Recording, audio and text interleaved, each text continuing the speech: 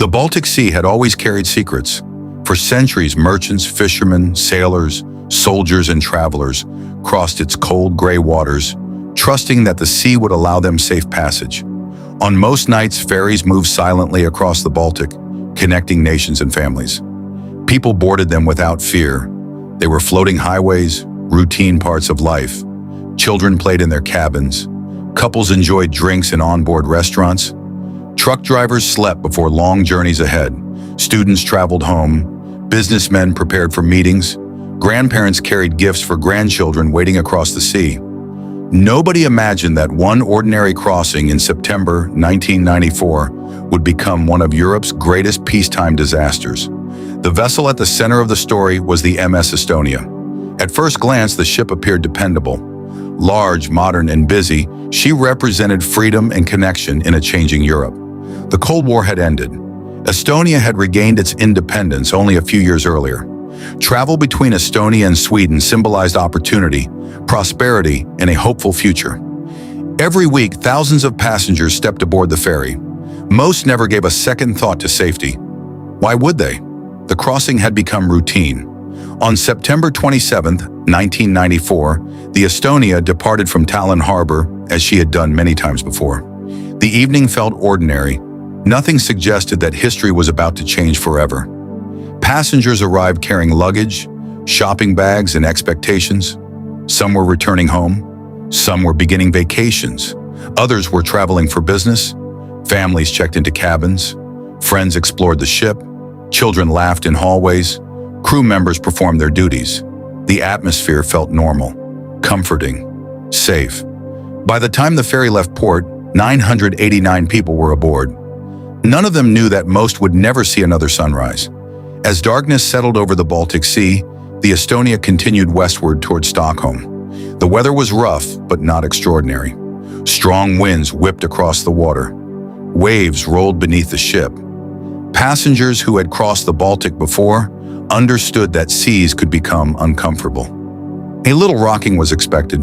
Many continued enjoying their evening. Restaurants served meals, bars stayed open, music played, conversations filled lounges, people relaxed. Others retreated to cabins to sleep. Hours passed. The ship pushed forward through increasingly difficult conditions. Outside, waves grew larger. Inside, most passengers remained unaware of anything unusual. Some felt motion sickness. Others noticed the vessel rolling more heavily than expected. Still, few felt concerned. The Estonia was a large ferry. Large ferries were supposed to handle storms. That belief would soon be shattered. To understand what happened next, it is important to understand one key feature of the ship. At the front of the Estonia was a massive bow visor. Unlike traditional ships, many passenger ferries were designed to load vehicles quickly. Cars and trucks could drive directly into the ship through large openings. The bow visor functioned like a giant door at the front of the vessel. When opened in port, vehicles could enter. When closed at sea, it was supposed to remain securely locked. Passengers rarely thought about it. Most never even noticed it. Yet hidden behind that enormous steel structure was a vulnerability that would prove catastrophic. As midnight approached, the sea became increasingly violent. Powerful waves slammed into the front of the ferry, again and again and again. Each impact generated tremendous force. The ship's structure groaned. Metal vibrated. The vessel shuddered. Some passengers later described hearing unusual sounds, strange bangs, heavy metallic crashes, deep thuds echoing through the ship. At first, these noises seemed easy to dismiss. Ships make noises. Storms create sounds. People rolled over in their bunks and attempted to sleep. But something was happening. Something that nobody on board fully understood. Each wave striking the bow visor placed enormous stress on its locking mechanisms. Hour after hour, impact after impact, the forces accumulated. The sea showed no mercy. Somewhere in the darkness, far from shore, a chain of events had already begun. The locks securing the visor were failing, one by one, piece by piece, under pressures they could no longer withstand. Passengers remained asleep. Crew members continued routine operations. No panic, no alarms, no understanding of the danger growing just meters away. Then came the moment everything changed. Shortly after 1 a.m., witnesses reported hearing a loud metallic sound. Not a small noise, not the ordinary creaking of a ship, something violent, something alarming, the kind of sound that instantly captures attention. Some passengers sat upright in bed. Others paused conversations. Crew members noticed it, yet few understood its significance. The bow visor had begun to separate from the vessel. With every wave, the damage worsened. Once the visor loosened, seawater gained access to areas that should never have been exposed. The consequences were devastating. When water enters places it was never designed to enter, a ship can lose stability rapidly, and ferries carrying vehicles are particularly vulnerable. Vehicle decks are large open spaces. Water moving freely across those spaces creates what experts call the free surface effect. The water shifts, the ship tilts, more water enters, the tilt increases. A deadly cycle begins. That cycle was now underway aboard the Estonia. At first, the list was subtle, a slight lean, an unusual angle, enough to wake some passengers, not enough to trigger immediate panic. Many assumed rough seas were responsible, but within minutes the tilt became more severe. Walking became difficult. Objects slid across surfaces. People felt gravity pulling them sideways. Confusion spread. What was happening? Why was the ship leaning? Was this normal? Questions multiplied faster than answers.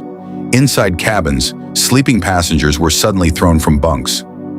Doors became difficult to open. Furniture shifted. Personal belongings crashed to the floor.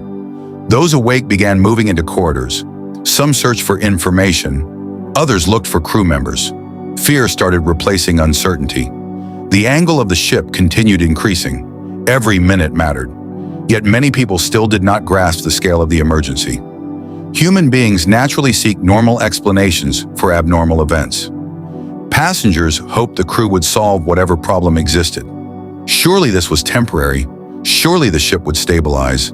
Surely everything would be fine. But the Estonia was already dying. The sea was entering faster. The list became extreme. People struggled simply to remain standing. Hallways transformed into steep slopes.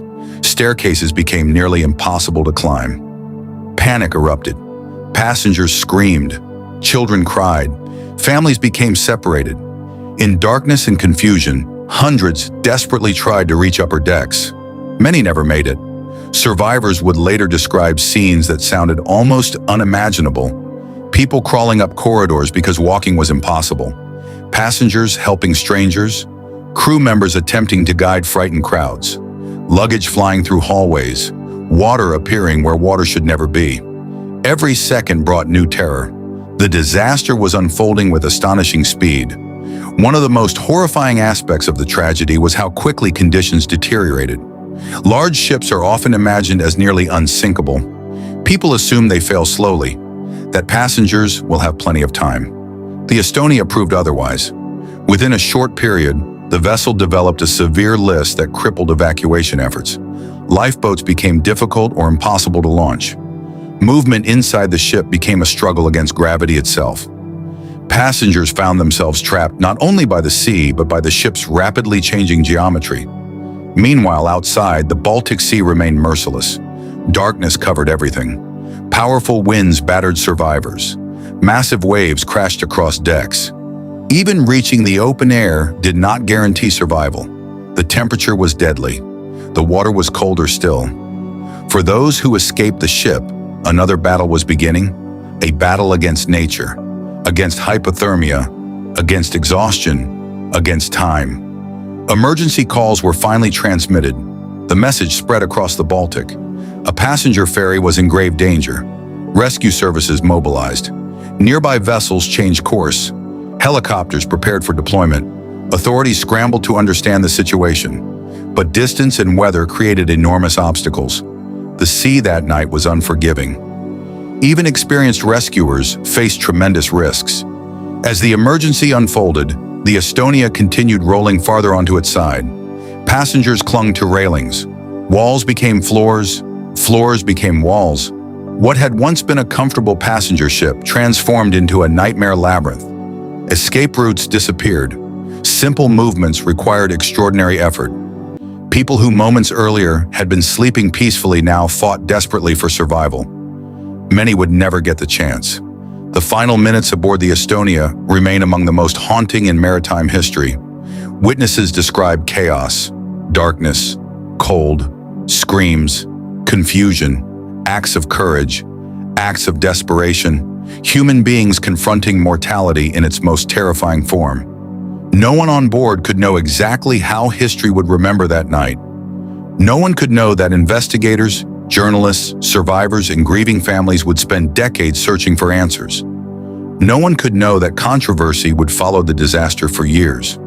At that moment, there was only one reality. A ship was sinking. Hundreds of lives hung in the balance, and the Baltic Sea was swallowing the Estonia. One wave at a time, as rescue forces raced through the darkness and survivors struggled in freezing waters, the ferry made its final descent beneath the surface. For many aboard, help would arrive too late. For others, survival would come at a terrible cost. And when dawn finally arrived over the Baltic Sea, Europe would awaken to shocking news. A modern passenger ferry had vanished. Hundreds were missing.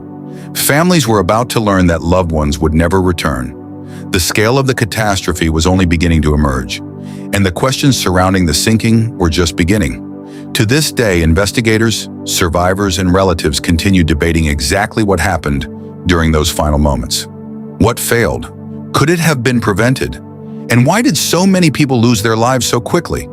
Those questions would shape everything that came afterward, because the sinking of the MS Estonia was not merely a maritime accident. It became a mystery, a tragedy, and a story that Europe would never forget. When the sun finally rose over the Baltic Sea on the morning of September 28, 1994, it illuminated a scene that rescuers would never forget.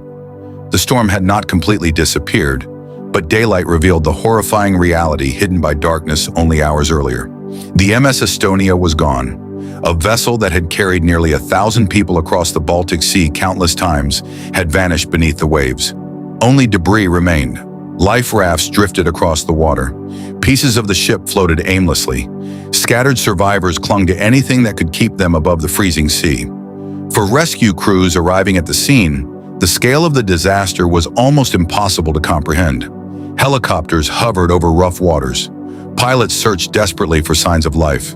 Crew members leaned from open doors, scanning the sea below. Every survivor spotted in the water represented a race against time.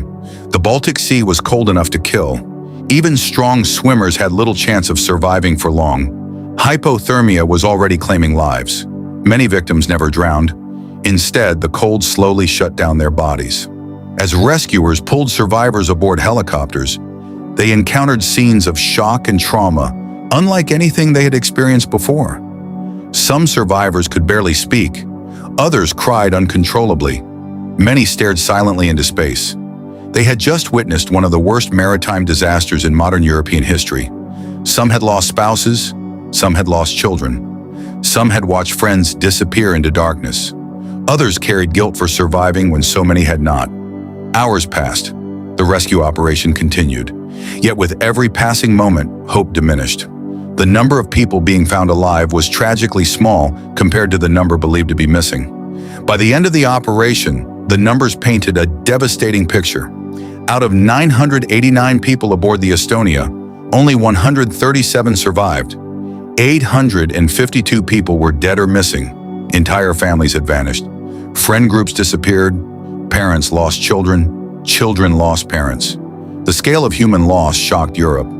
News spread rapidly across television broadcasts, radio stations, and newspapers. Across Sweden, Estonia, Finland, and beyond, families waited desperately for information. Hospitals became gathering points. Emergency hotlines were overwhelmed. Officials struggled to identify survivors. For thousands of relatives, the following hours became a nightmare of uncertainty. Was their loved one alive? Had they been rescued? Were they among the missing? Or were they gone forever? Many families spent days searching for answers. Some received good news. Most did not. As the world absorbed the tragedy, attention quickly turned toward a troubling question. How could this happen? The Estonia was not an ancient vessel. It was not a rusty relic crossing dangerous waters. It was a modern passenger ferry operating on a major European route. People expected storms. They expected delays. They did not expect catastrophe. Governments knew answers would be needed. The public demanded explanations. Families demanded accountability. An international investigation soon began. Experts from multiple countries gathered evidence. Marine engineers examined records. Investigators interviewed survivors. Technical specialists analyzed the ship's design. The goal was simple: determine why the Estonia sank. Yet the deeper investigators looked, the more complicated the story became. One of the earliest findings focused on the bow visor, the same structure at the front of the ship that allowed vehicles to enter and exit. Evidence suggested that repeated impacts from heavy seas had damaged the visor's locking mechanisms.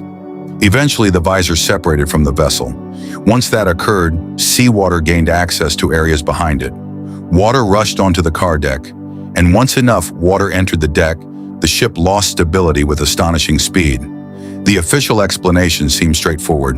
The sea overwhelmed a critical structural component. The resulting flooding caused a catastrophic loss of stability. Case closed, or so it seemed. But almost immediately doubts emerged. Questions began circulating among survivors, journalists, engineers, and victims' families. Some believed the official explanation did not fully account for what happened. Others felt key questions remained unanswered. And in the absence of certainty, speculation flourished. Conspiracy theories appeared almost immediately. Some suggested the ship had been carrying secret military cargo. Others claimed an explosion occurred on board. Some believed governments were hiding information. Rumors spread across Europe. Books were written. Documentaries were produced. Investigative journalists spent years examining inconsistencies. The Estonia was no longer simply a tragedy. It had become a mystery. Part of the controversy centered around an unusual decision made after the disaster. Unlike many maritime disasters, the Estonia was never fully raised from the seabed. Instead, authorities announced plans to leave the wreck where it rested.